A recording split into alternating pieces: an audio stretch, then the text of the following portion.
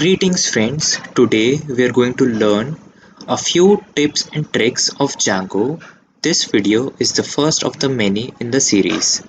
Here we will learn how we can turn our everyday Django projects into something amazing. So let's begin. The first topic that we are going to cover will be redirect. I'm sure many of you have heard of this or even used this function to redirect your web app into some other URL. Here we are going to learn how we can customize it or use it in ways that we normally don't. While going through the documentation, I actually learned that redirect can be used in many ways.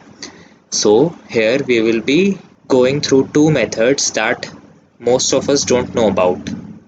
The first one will be this. We can actually pass in an object that we import from our models and then invoke the get absolute URL function to view it. Another use of the redirect function will be to redirect to some other view. And of course, we know about the most common view of the redirect in which or that where we simply move to some another URL tree in our web app or to some completely different URL on the internet. So let's begin.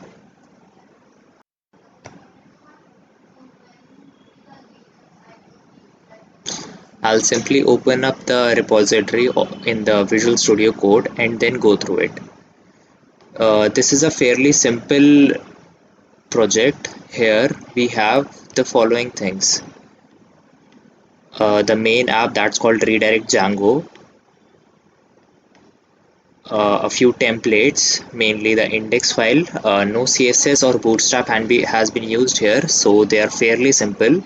And of course, an app that handles the following. Now let's see how the URLs work. In the main urls.py file, we have an admin panel and I have included the URLs in the redirect app. Here in the URL section, we have three URLs. The first one is for index, the next one is for object, and the third one is for record. When I open the index.html file, I can see that the URL objects has been called in the home page. And if I were to run the Python app,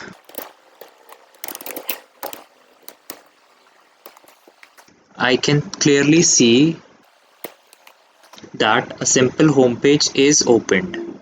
Now, if I were to click on this hyperlink, I will be redirected to the object's URL. Let's see what it is. In the redirect app, I can clearly see that the objects is mapped to the views.object, in which I am simply redirecting record, which of course is an object that I have gotten, which of course is an object that I got by using the filter of name Apurv in the record. Record is nothing but a simple model that I created with these two functions, the get absolute URL and str, and the data entries are simply name, text, and date. As I can see, when I input the record, redirects to another view that is called record. Here I can clearly see that record is actually a model object. When we pass record in redirect, it actually calls the get absolute URL function of the model, and when it were to be passed, it will return the following records and slash self.id. And when this were to pass in the urls.py file, it will actually be mapped to views.record. And when this were to happen, we will simply render a simple record.html page with naming the record. I know there are easier and better ways to do this, but this tutorial was made with the intent to make you understand how you can use the redirect function in different ways. With that done, let's also try the following. We of course all have used this way in which we move to some other URL in our own app, but I will be using this function. So I will be using this method to show you how you can redirect to any other web page. For this I will be using the URL of studygyanblog.com and then copy and paste it in the app.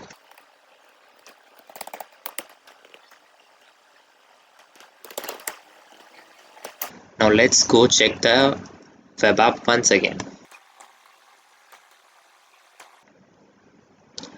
The function worked as it was expected, and with that, our tutorial for the redirect function is complete.